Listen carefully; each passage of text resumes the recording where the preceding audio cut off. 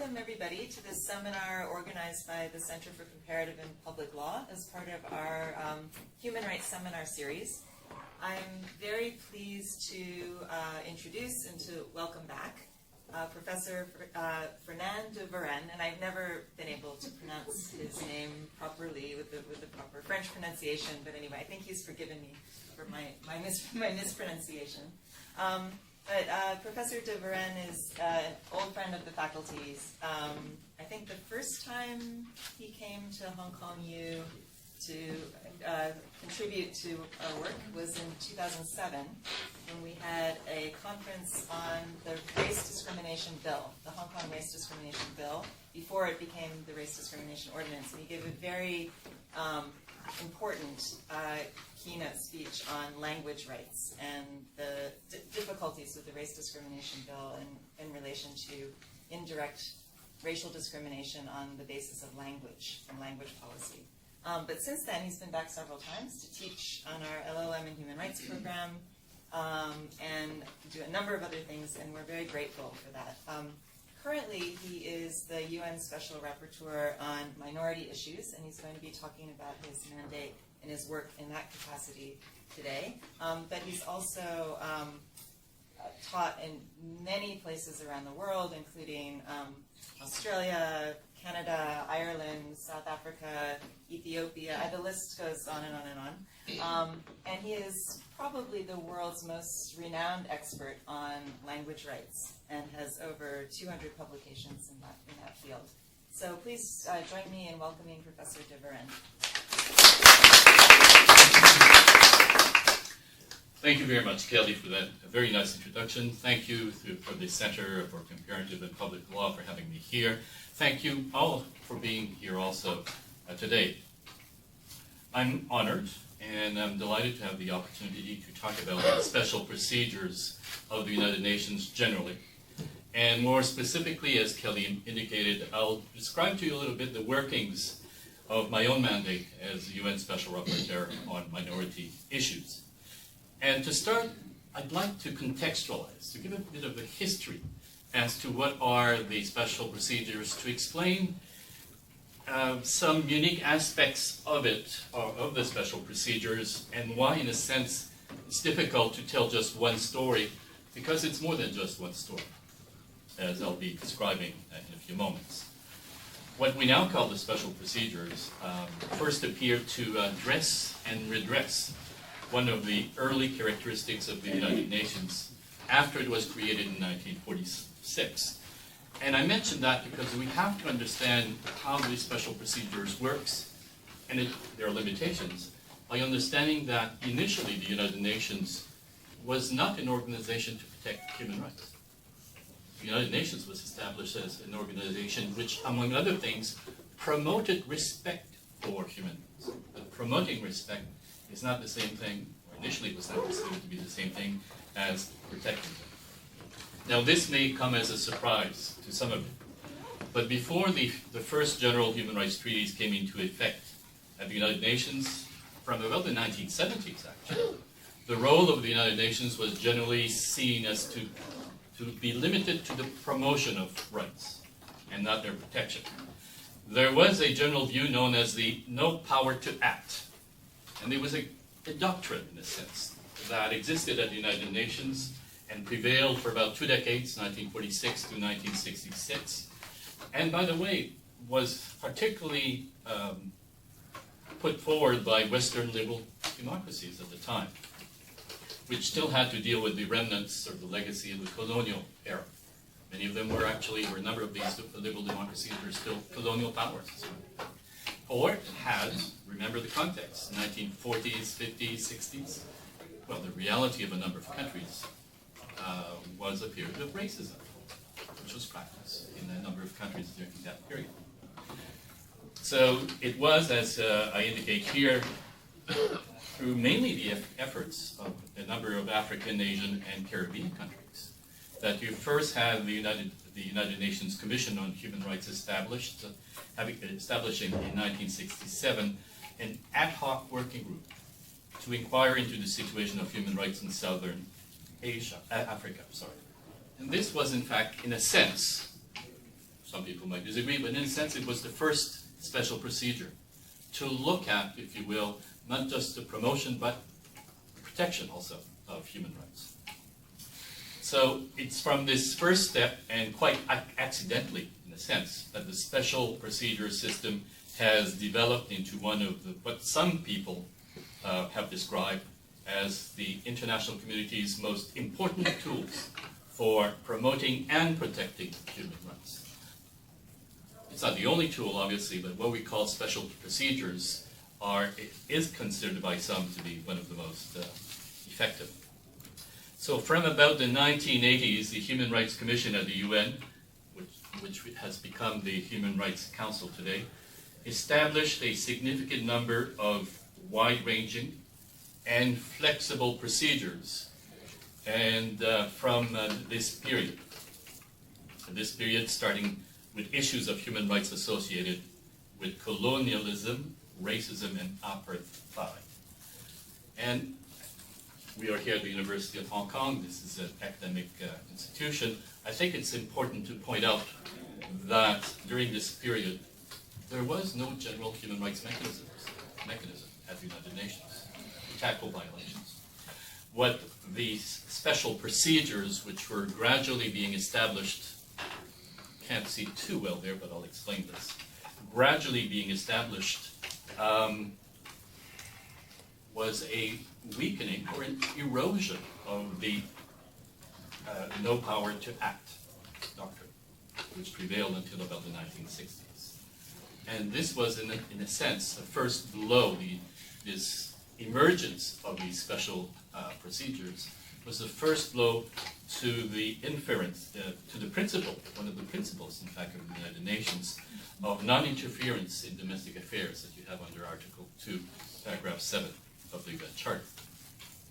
So gradually, you had a number of steps taken. What we have here on this slide, can't see very well, but it is the timeline from which we start developing more and more special procedures dealing with a variety of themes, thematics, or country situations. I'll explain this later on. But what it shows is from the initial steps dealing with working groups or independent experts dealing with racism, apartheid, or colonialism, you actually develop a process or procedures which increasingly through time from the 1960s were accepted and accepted in terms of expanding the role and the function of the United Nations beyond only an institution to promote human rights, to an organization which we could say today is an important one in terms of the protection of human rights. No one would deny that today. But this is it has been a gradual process, and a gradual process very much linked to the emergence, the acceptance, and the flowering, in a sense, of these special procedures, which today cover, well, a very large number of areas, as I'll explain a bit further in a few moments. So I'd like to continue by describing some of the nuts and bolts of these special procedures, the actual mechanics that are involved.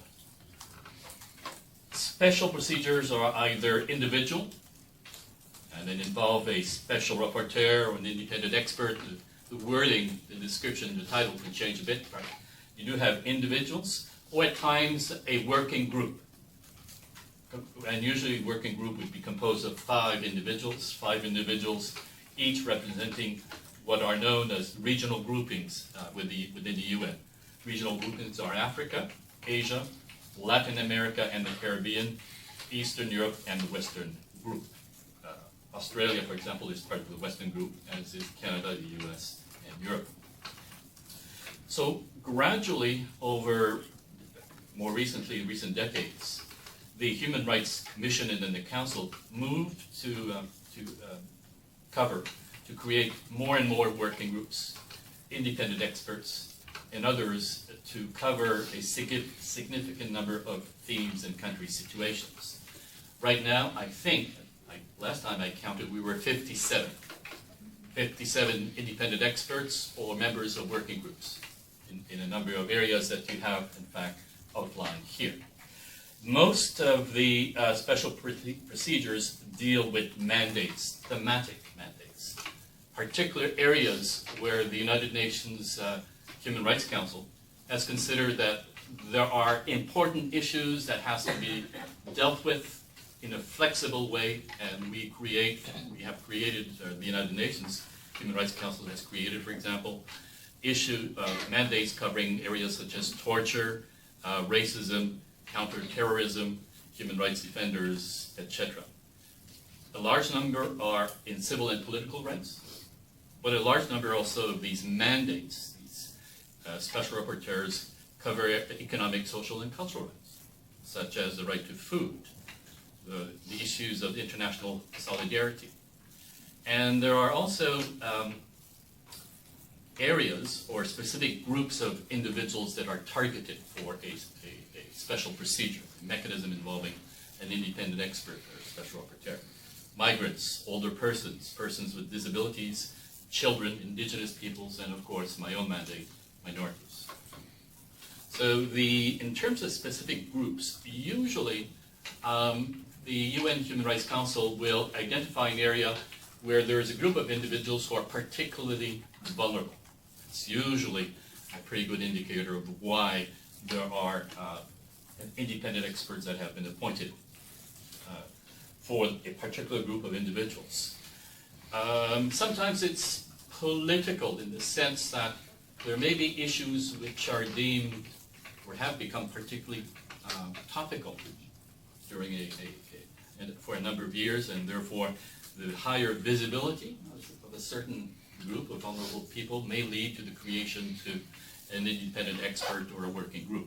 It doesn't always happen like this, by the way. And perhaps what I should say is here, as you may see, it's the increase of the number of mandates, special procedures. You'll see that the first ones were established around 1966, 67. It was a gradual process, but there has been, particularly since the 1980s, I wouldn't say an explosion, but quite a significant increase in the number of special procedures, of experts appointed by the United Nations to deal with themes or countries also. I forgot to emphasize this point enough, perhaps. A number of the mandates, if you allow me to just go back, I only listed here the themes, but there are a number of country-specific mandates. Myanmar is one. Cambodia, North Korea, and there are a few more. There's not a large number of these country mandates, but there are a number of country mandates where the United Nations has been convinced that particular attention must be paid to one specific country. Now, I must say that if you look here, you can see that the trend is not very favorable towards establishing country-specific mandates for a number of reasons. It becomes easier for a special rapporteur to be criticized when he or she only focuses on a state. It would be unusual to have a special rapporteur with a good relationship, if you will, with the government of the country for which he or she actually has a single mandate. In other words, it's often a difficult relationship when you have a special rapporteur that has a mandate only addressing the human rights situation in one specific country. So for various reasons, at the UN, particularly in recent decades, there's been a move away from country-specific mandates. It still happens. We still have a special rapporteur for Myanmar and North Korea. And I forget the other ones. But as you can see here, the trend is clearly not in that direction, let's put it that way. Whereas the number of special procedures, of mandates dealing with themes, thematic mandates, has increased, and quite significantly in recent years. Although I'm not sure that's going to be the case in future years. I think there is a bit of concern that these mandates are expensive. We are hearing noise from some governments that they're actually, I'll be quite frank about this, it's no secret, they're rather fed up with having us, the special rapporteurs, the independent experts, always visiting and criticizing. And there are so many of them that they actually claim they can't handle us anymore. There are too many special rapporteurs wanting to address human rights issues in their country. However, so you have here a number of projections as to the possible increase in the number of mandates of special rapporteurs. There's a suggestion more could be created in the future. I would tend to suggest that this is the two scenarios that you have there in terms of the increase. One suggesting that in the next, let's say, almost 20 years or so, it could be we could have as many as 100 or perhaps 80. I think both scenarios are actually too optimistic at this particular juncture. I think there's a greater reluctance in recent years, greater reluctance as to establishing any new special rapporteur system. Special rapporteurs, independent experts, members of working groups, we are elected. We are elected by the Human Rights Council now. That's a change made in a number of years. And we are elected to serve in our personal capacities. In other words, we are independent. And I want to emphasize that dimension. We're independent. We're not members or staff members of the United Nations. In fact, we're not paid by the United Nations at all. We're not paid. This is a voluntary type of mandate, which most of us actually quite agree with, in the sense that we feel that not being employees, not being staff of the United Nations, means that we have a degree of flexibility and liberty, which is unusual in an international organization. Mind you, there are problems connected to that, because we're not part of the machinery, if you will, of the United Nations as an institution. There's always a little bit of a dance going on.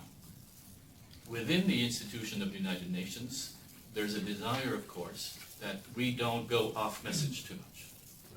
In other words, that we agree with the general direction of the United Nations, whereas we say, well, we're independent, so we may say things which actually contradicts the official position of the UN in some situations. So it's a little bit of a, I wouldn't say a difficult relationship, but at times it can be a little bit awkward, as I experienced recently in a matter which I will not tell you what it is about. But our independent status is critical. It is critical because it means we're supposed to be able to fulfill our functions in all impartiality. And this is something I strongly believe in. One thing I can say, there are situations right now where UN officials would rather we don't talk too much about a particularly difficult issue in one country. Well, I'm an independent expert, and I'm impartial, and I look at a situation in the country, and for me there are clear situations where not only thousands, millions of individuals are actually vulnerable. And politically, I understand where the United Nations sometimes may feel that it might not be the right time to raise these issues and talk about them. As an independent expert, I look at the plight, the situation of millions of people in one country in particular. And I, as an expert, taken the decision, the position, that someone has to speak out. So you have this kind of difficult balance, but a balance which I think shows the importance and the relevance, perhaps, of these special procedures. We are special. Of course we are special, but in a good way. Yeah. So the role of myself and my colleagues at the United Nations is summarized a bit here. And I think we can break it down in three different categories. Oh, before I say that, our mandates, by the way, whether it's thematic or country mandate, is a 3-year mandate, 3 years renewable once only. That's it. Partially, I think that the United Nations does not want to have how do I say, professional rapporteurs that actually create their own niche and become almost part of the establishment. I also quite think this is a correct approach, an effective approach. So our role can be summarized in three categories, and I have to say this with a word of warning. Remember when I talk a bit about the historical context, in reality special procedures are almost an accident of history.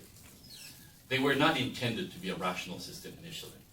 Perhaps just to go quickly back to this, you can see that through different periods of time, different mandates were created because the context was appropriate. Sometimes they were working groups, sometimes independent experts, or called something else. So it was never a cohesive, if you will, system or approach. It actually was gradually evolved this way. However, I think we can summarize by saying that we have three main functions. One is investigative, the other is advisory, and the third one is, generally speaking, I think we could say awareness raising. The first one, investigative, is really the main activity of special rapporteurs, in the sense that what it is that we conduct investigations. We look into allegations of violations of human rights. So pretty well anyone, actually, individuals, organizations representing individuals, families, can approach us and claim that there have been violations of the rights that fall under our mandates. So we deal with complaints, or we actually call them allegations, which we will approach governments in what is called a communication. So someone raises an issue of a violation of human rights in a letter of allegation. That letter of allegation reaches us. We look into it, and the normal approach is to send a note diplomatic note. My first language is French, by the way. A diplomatic note to the government saying, please respond to these allegations. Usually, there are different approaches, but usually the government has 60 days to respond. If a government does not respond, we have the right, we're entitled to actually take position. We could issue a press release, bring this up to the media. We could also decide to make recommendations or take other steps. So it's our main activity is to investigate allegations of human rights and to make a determination, in a sense. We're not obliged to do so. Quite often we raise an issue with the government and the government says, well, we'll do better. Sometimes, or not. So it is, but one of the characteristics I think I should mention here is that of the flexibility these procedures have. Those of you who have a legal background know that usually if you want to raise an issue of a violation of a human right under a treaty, you have to look whether there's a treaty mechanism to bring a complaint, communication. You usually have to exhaust domestic remedies in that country. In other words, if you can go to court in that country in relation to a violation of a right that emanates from a treaty, you have to go to the courts, and you have right of appeal. You appeal in that court, etc., etc. There are some exceptions, but normally you cannot use a United Nations mechanism until you've exhausted all domestic remedies. You don't need to do that with special procedures. You can go immediately to special procedure, even before you raise a matter before any court in that country, in a country. So we actually are not even limited by a country having accepted a human rights treaty, which is normally not possible in the UN system in other procedures. Because of the nature of our mandates, we are intended as a quick and easy, non-complicated, if you will, procedure which individuals and groups can actually raise. So therefore, you don't have to, even if you have a country that has not ratified any of the major human rights treaties at the United Nations, individuals from that country can use the special procedures. We're actually not limited anyway to having a government recognize specific legal obligations. It's a very unique approach, I have to admit. We can also deal with situations that are not yet raising human rights issues, in the sense we can deal directly with draft legislation that might result in violations of human rights. And in that case, we're asked to, we can respond very quickly. We can actually require the government to respond to us within 48 hours, in some cases, depending on the urgency of the situation. So that's in the case of, for example, urgent appeals. We can immediately, and ask within a few days the government response. And in the case of legislation, we can actually, draft legislation, proposed legislation, we can actually analyze a situation and make recommendations to the government before it adopts legislation that could actually have serious human rights consequences. So, and as I said, the investigative part of our mandates is usually the most important part, the one which means that people want to use our procedures and coming into the room. It is a more flexible approach, procedure, than any other procedure in the United Nations. And once again, it is an accident of history that these procedures were developed.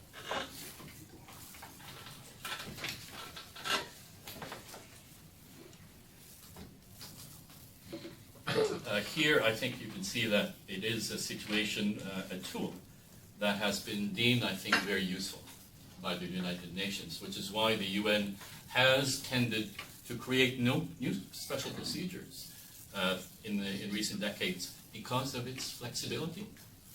And in fact, most states, most countries in the world seem to still agree that this is actually one of the United Nations' more interesting ways of protecting and promoting also. As this slide indicates, special procedures also have an important advisory function, in the sense that we will produce studies or thematic reports on specific issues connected to our mandate, and these may contain recommendations, and we present them every year to both the UN Human Rights Council in Geneva and the UN General Assembly in New York. And this advisory function also involves standard setting, which means that we can clarify the meaning of certain human rights in specific areas, which is not always that clear.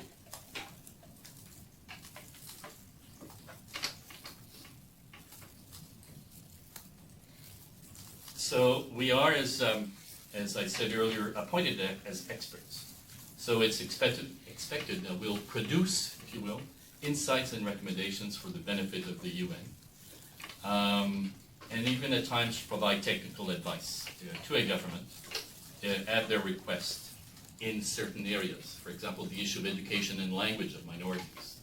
It is possible for a government to approach me and ask, can you help us develop legislation which would give the contours of how certain linguistic minorities and to what degree certain linguistic minorities can receive education in their language. In terms of this advisory function of the mandates, we, for example, produce the language rights of linguistic minorities as a practical guide, hopefully for governments and other stakeholders, as to how the rights of minorities, what it means in the certain areas, including involving language.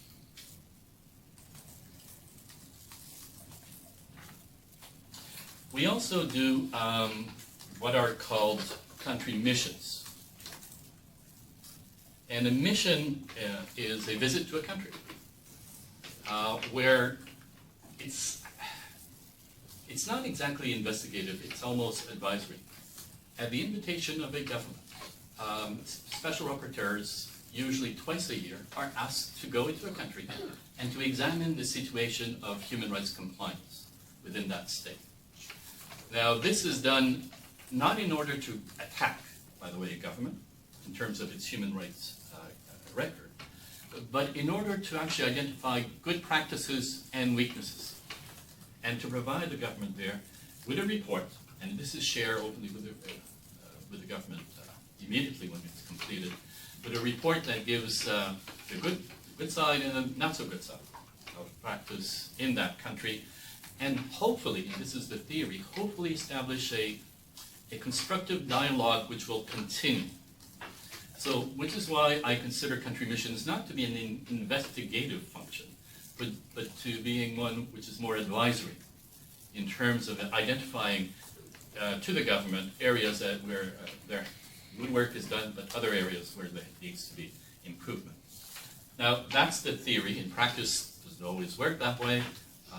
Some governments don't particularly like certain issues to be considered, and frankly, it can be difficult for a special rapporteur to visit some country. There's a large number of open invitations. A large number of governments around the world actually have an invitation of any of the experts, any of the rapporteurs, come on down. You can visit us. Right. Does it work that way? No. Even though there is an open invitation, we still have to get the final green light. So the invitation is there, then we say to a government, a national government, we're interested, we'll go. Then we have to wait for the government to answer us. That is okay. It doesn't always happen. I think, once again, I will not name the specific government, country. I think in one case there's an invitation that's been there. We've requested whether we can conduct a mission to that country since 2007. We still have not gotten an answer. They're very, very busy these days, you know. And finally, there are awareness-raising activities. This, attending conferences, workshops, media interviews, to actually try to, and also engaging other international organizations to try to inform the public, governments, and others on the issues of rights that are covered by our mandate. I consider this to be quite an important part of my own mandate, because the minority issues is not always well understood, frankly. And in quite a number of countries, one of the first questions I get is, but what is a minority? I always have fun with that one. I'm not going to get into the details of that right now, but quite often, even as to what are the human rights of minorities, this is an issue, an area which is not always well understood. So awareness raising is important as part of our own work in terms of promoting and protecting the human rights of minorities and other mandate areas also as such. In terms of my own mandate, previously I probably described the mandates as something very flexible, you know, which is one of the strength of the mandates. Yes, it is flexible for the reasons I explained, but in a way, what we can do is quite literally written in black and white, in the sense that each of the special rapporteurs of the working group have been established by a resolution, usually a resolution of the Human Rights Council. I think there's a couple resolutions of the UN General Assembly for certain mandates. And the resolutions set out what we can do. For example, under my mandate, it is important that I promote the implementation of the Declaration on the Rights of Persons Belonging to National or Ethnic, Religious, and Linguistic Minorities. I am supposed to identify the best practices in terms of how to respect, promote, implement rather those rights. I'm supposed to be there also as an expert that can help the governments in compliance, and so forth. Also, specifically under my mandate, and each mandate is different, there may be different elements that are there. Specifically in my mandate, it is clearly indicated that I have to apply a gender perspective when dealing with minority issues around the world.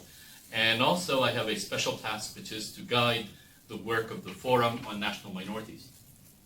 The Forum on National Minorities is an event that we hold once a year in Geneva. It's quite a large event, one of the larger ones for the UN around special procedures. Last year we had more than 500 people participating in a two-day event in Geneva.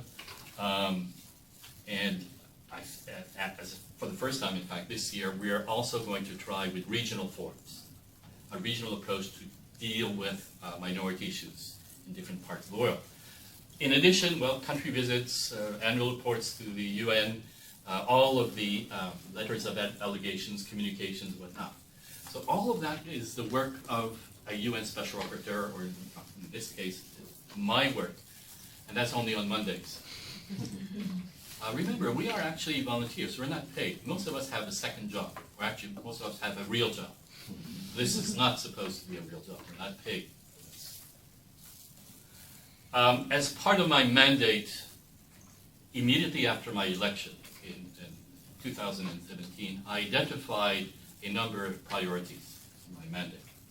And I indicated very clearly and immediately, in fact, that I would be focusing most of my efforts on the first four themes: statelessness and minorities, education and minority languages, hate speech and incitement to violence, particularly through social media, I should emphasize, and the prevention of ethnic conflicts through the human rights of minorities.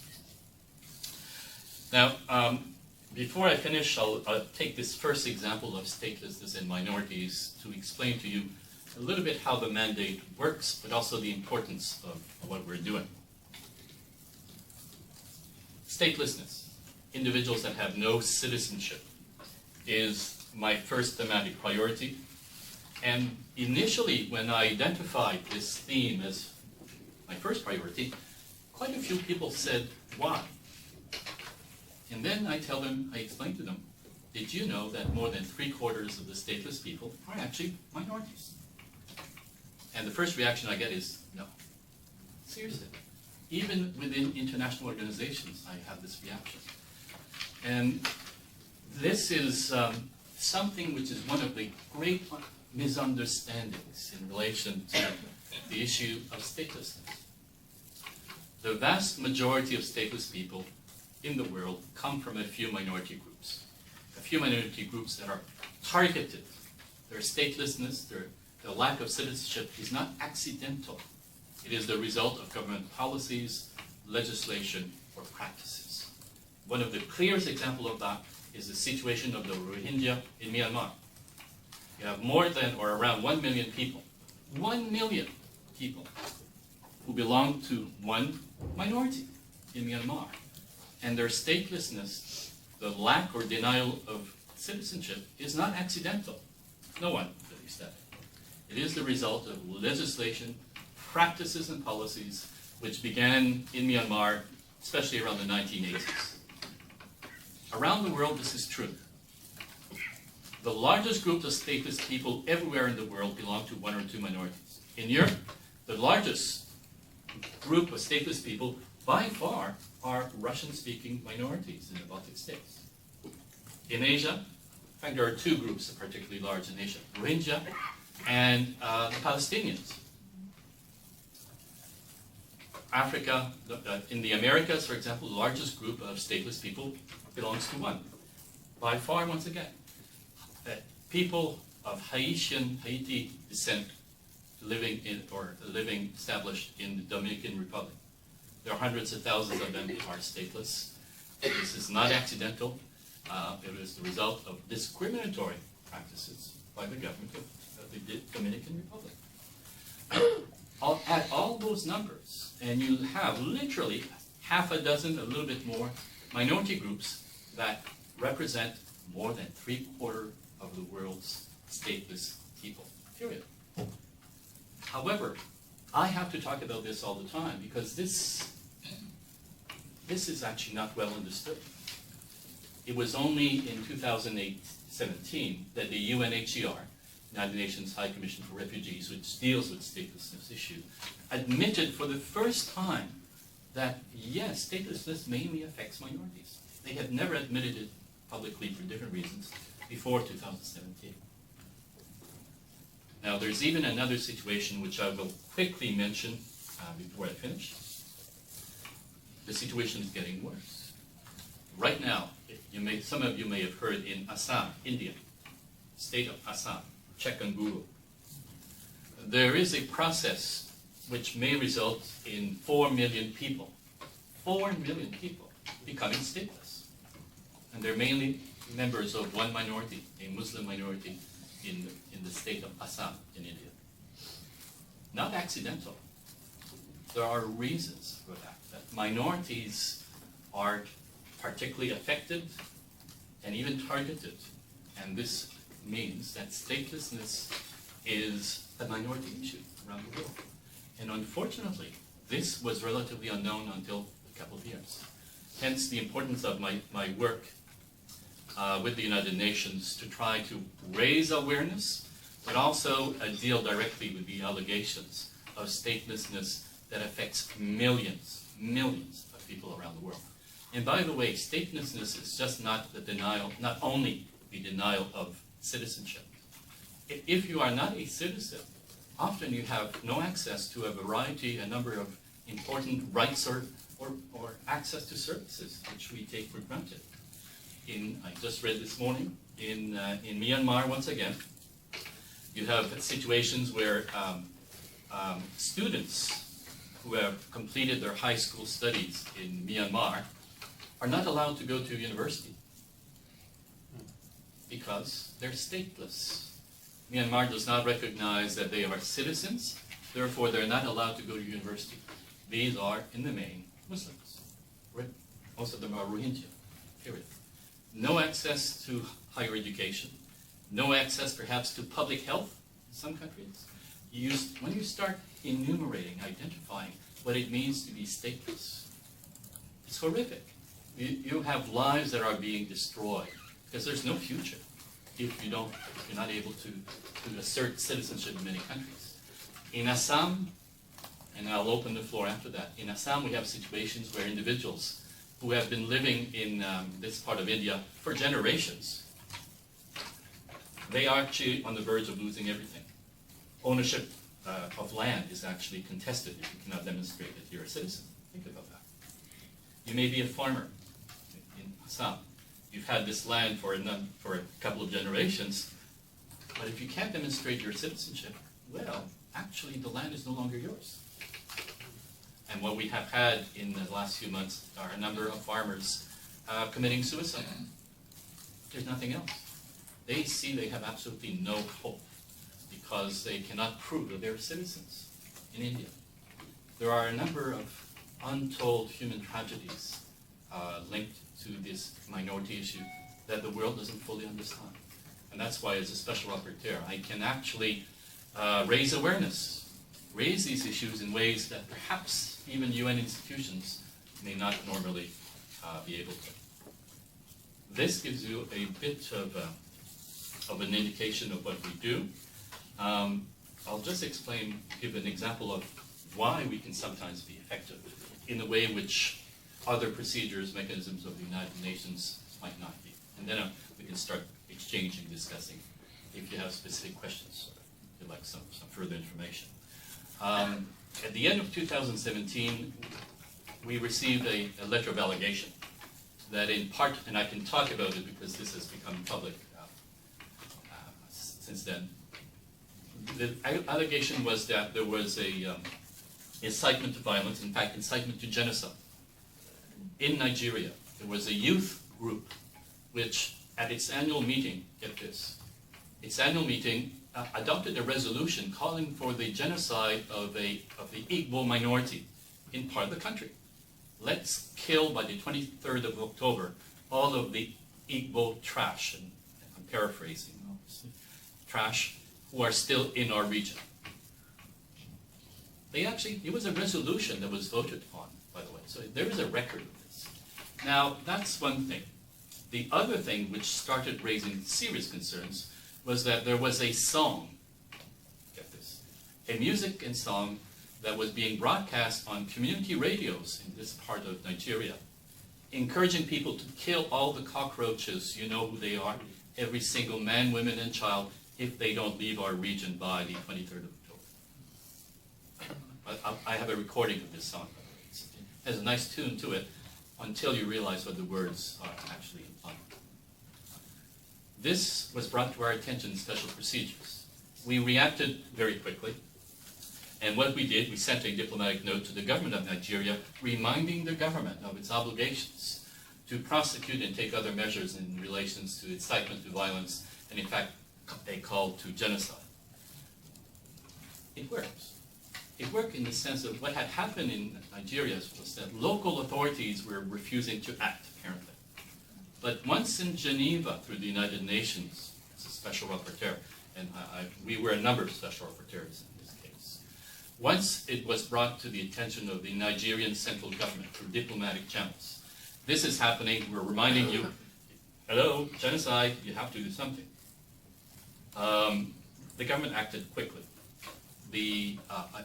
Our understanding was that the police visited, the central government warned the local authorities, act on this. We can't allow this to continue. Our understanding was that local police started knocking on the door of individuals saying, what are you doing? The youth group withdrew its resolution. Okay. And the local radios stopped broadcasting that song. We don't have radio details because we don't actually follow up very much on these situations. Some people were killed, there was violence, it probably was connected, but there was no genocide, clear acts of genocide and whatnot. It worked. It was a situation, one has to admit, where it was easy to convince the national government that something needed to be done once it was reminded of its human rights obligations. So the context was, in a way, perhaps conducive to a positive result, but it did work. And I think that's why we have to consider special procedures in the sense that it is extremely flexible, yes. Sometimes government simply ignores us, absolutely, quite a lot, in fact. But yet, there are situations where we save lives, because we can act in a very quick way. And in some situations, that is what might be needed to have some positive results. That's it. That's it for now. But I think it would be interesting if you ask questions in terms of perhaps how it works as such, what are some of the limitations or any other questions you might have. So I would once again like to thank you, and I'm open to discussions, really. Thank you very much. We do have time for questions, so does anybody have any? Thanks so much, Fernand, particularly for taking such a broad approach to your mandate. It also comes, I think, with individual conviction to decide that this is what you're going to take on and this is how you're going to approach your mandate. I wanted to touch on, and I'm not sure if you can talk about this or not, so that's in your hands, circumstances where increasingly we see non-state actors being a vehicle through which hatred is spread, and the states sort of expressed limitations in terms of control over particular individuals' organizations. So when we're dealing with corporates and their role in perpetuating some of the challenges that we see, where do you think your mandate is able to help there, and what are the limitations that you've experienced given sort of, the entities we're dealing with? Because I'm going to name them. Facebook claims that they're a neutral platform that facilitates the free expression of ideas and empowers communities around the world, but we have seen the power that it wields as a platform, and it's hard to believe that they can stand on the sidelines and say that they're neutral. Mm-hmm. The issue of hate speech and intolerance is one of my thematic priorities, one which will be addressed in about a year. I haven't been looking very closely to this issue that you raised, but certainly when I refer to this, I added social media. That will be one of the focus of the role of social media in the rise of intolerance and hate speech, and what ought to be done. Obviously, I'm connecting this to minorities, but as you know, in fact, around the world, minorities are the ones who are most often the victims of hate speech and the use of social media in extremely destructive ways. So we'll be looking at that at a later time. Even the example I gave of Nigeria, social media, in addition to community radio, was being used to actually propagate hate speech, really an intolerant view of these individuals. We know situations in Myanmar, of course, and the Rohingya, this is public, I can speak about it. And Sri Lanka, we've had situations also.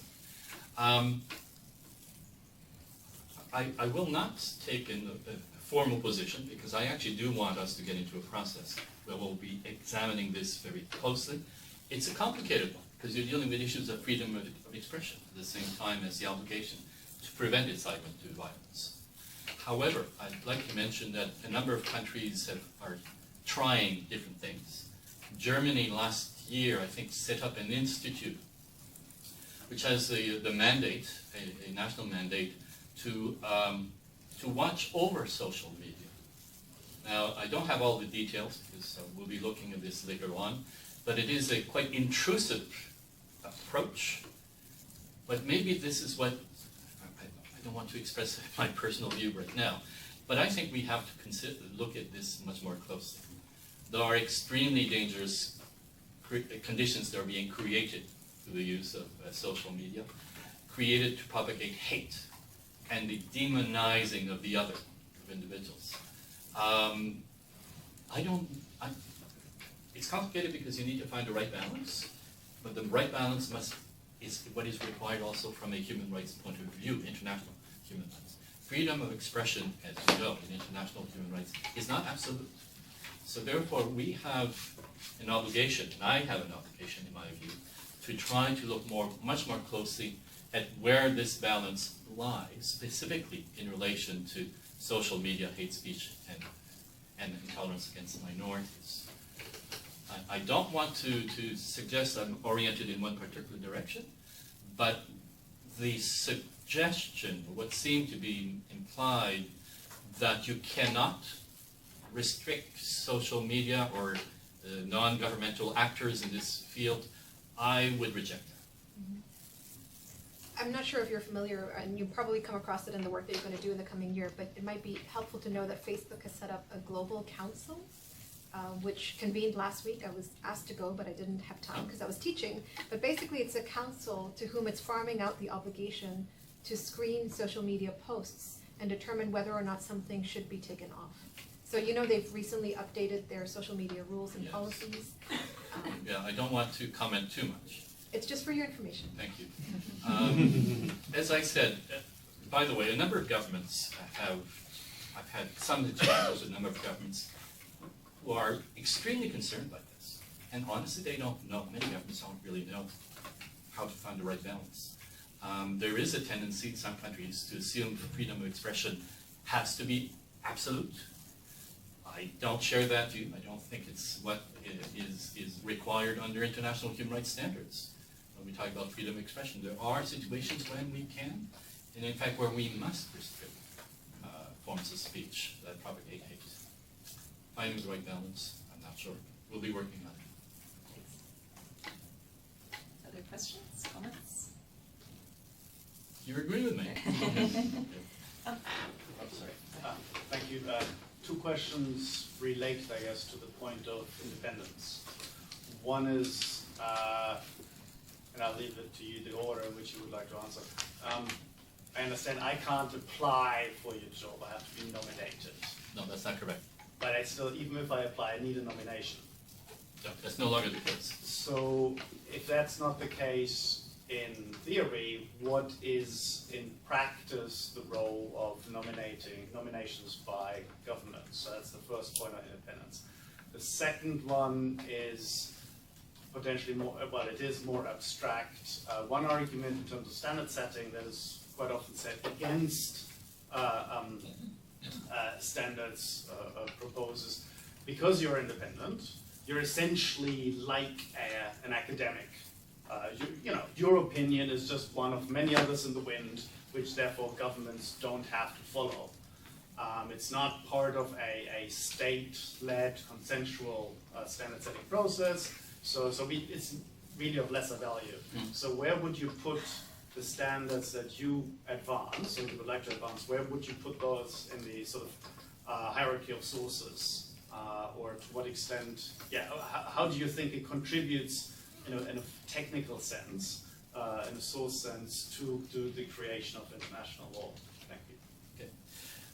The first question, point. Special rapporteurs and members of working groups now do not need to be nominated. Anyone can actually self-nominate. There's no requirement that a state support your nomination, and that's been in place for a few years. I'm not sure how many. Because of and you're elected by member states of the Human Rights Council. Now, if you have an individual who is nominated by a state, which is possible, it does happen, you might think that that would be beneficial in the sense that you have a official government support. Not always, because as you know, there are always some forms of rivalry between states for ideological or other reasons.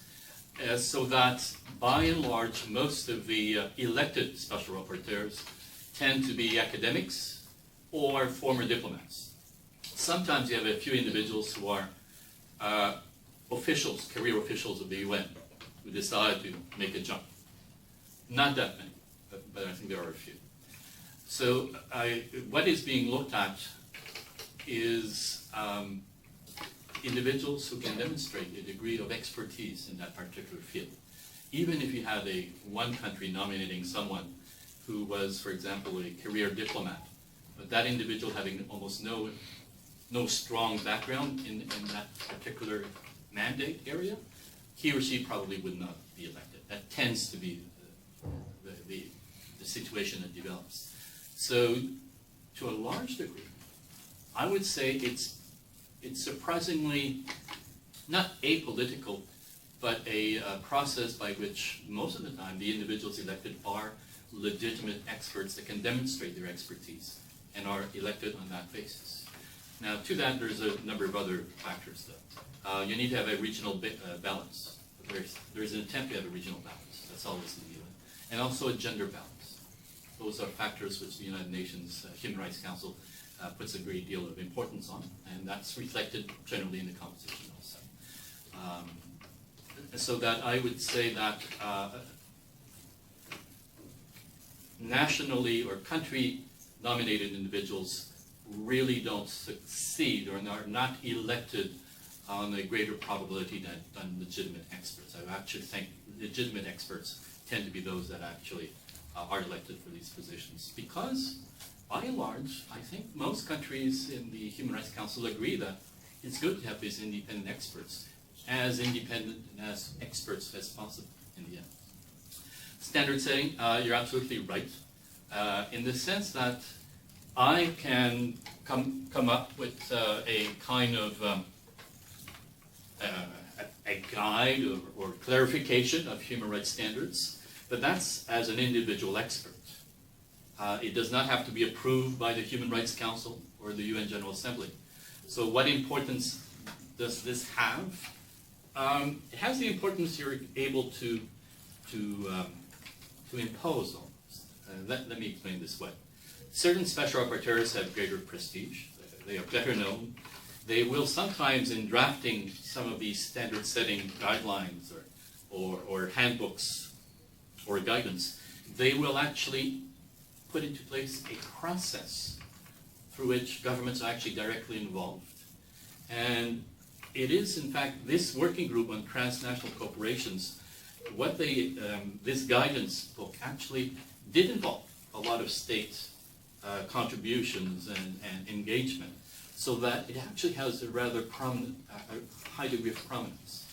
So depending on what kind of process a special rapporteur uses in order to draft these new standard-setting documents, or the degree, the extent a special rapporteur can actually continuously repeat, this document is what we need to understand and to apply, and promotes it continuously, and not forces it on states, but make it so that states cannot deny that this is actually quite useful.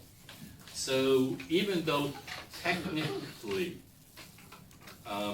these standard settings are not part of the UN process per se, it is possible for a special rapporteur to actually have states engage in a process which gives it much more prominence and acceptance. So sometimes it depends on the effectiveness of the special rapporteur person to do this. But I would not discount what we do in this regard. Even the practical guide concerning language rights, I think we're getting some mileage out of this. But we're trying to expand on it and develop something even more useful in relation to how states should behave. Sorry. So I have two questions. The first one, you had mentioned that the UN did not admit that stateless people are mostly minorities, and I was wondering if you could discuss that. And then the second question is more like specific to your role. So how do you manage to juggle your like actual job and this? And how do you, for example, like finance things, or how do you like balance your time? And then, I will accept donations. and then tagging on to that, like, do you have a team that you work with, or do you do everything independently? Thank you. In relation to statelessness, what I meant was that the connection between minorities and statelessness had not been highlighted until 2017 by the UNHCR, the United Nations High Commission for Refugees. There were a number of reasons for this.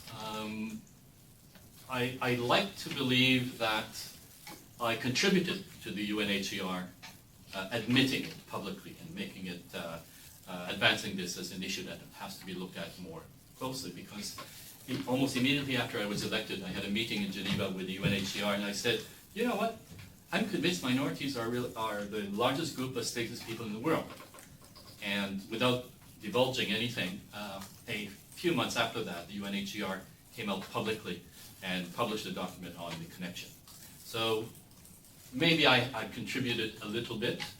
I think there was a degree of hesitation to make this too public, or to bring it too much to public attention, because when you talk about minorities that are clearly targeted for statelessness, you really are suggesting that a few countries are the cause, are causing directly this situation of statelessness. And I think there was a reluctance of being too critical for a certain period of time, perhaps, but that has changed since at least 2017.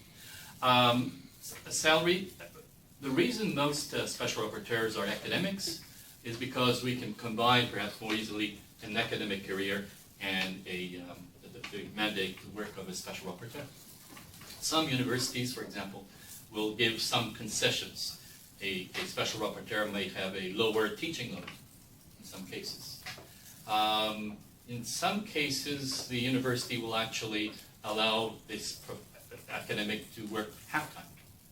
So usually, this is why you have an abundance of academics who are special rapporteurs. They can combine their expertise with also a flexible environment in order to not having to beg. We're not paid. I'm doing this as a semi-retired individual, essentially. I decided this is too important that I would forego a full-time position at a university, although I'm happy that you have retained me here at the University of Hong Kong to teach for a certain period. But when you know you actually have this kind of platform at the United Nations where you can actually maybe do some good, I think that in that kind of case, even in terms of perhaps a degree of personal sacrifice, that it's quite worthwhile. I can even tell you the case of one of my colleagues, Special Rapporteur, whose situation is horrific. Her university is not giving her any concession. She had to work full-time. She's a single mother, and she's a special rapporteur. It's a very difficult situation, but once again, she believes that this is extremely important, that she is given an opportunity perhaps to make some difference, make a difference, and she's willing to sacrifice a great deal personally. We special rapporteurs also have a degree of administrative support or research support. At the United Nations, I have 1.5 individuals who are there to support the mandate. They can help in relation to drafting, for example, a response to an allegation of violation of human rights, organizing missions around the world, and so forth. So we do have kind of administrative research support that is provided by the Office for the High Commission for Human Rights in Geneva. But once again, we ourselves do not get direct support in terms of salary from the United Nations. We are compensated in terms of a per diem. Is that how we say it in English? Per diem. A daily amount to cover our expenses, which is quite generous, I must say. But clearly, it's not intended that we receive any kind of subsidy from the United Nations because of the way these independent expert positions, these special procedures, have evolved. By the way, it's quite different from the inter-American system. The inter-American system also have some experts, but they're paid, actually. And it's actually rather generous. I'm not sure it's actually the right direction, quite frankly. I think it's better to be poor, but committed. But anyway, that's one of my bad jokes. I apologize. Okay, I think we are unfortunately out of time, but I'd like to thank you very much for this excellent sharing of the broader picture, the background of the development of the special procedures, the sort of shift in the UN and the special procedures role in that shift from promotion only of human rights toward the protection of human rights, and also the priorities of your mandate and some of the challenges and possibilities that you're facing. So thank you very much.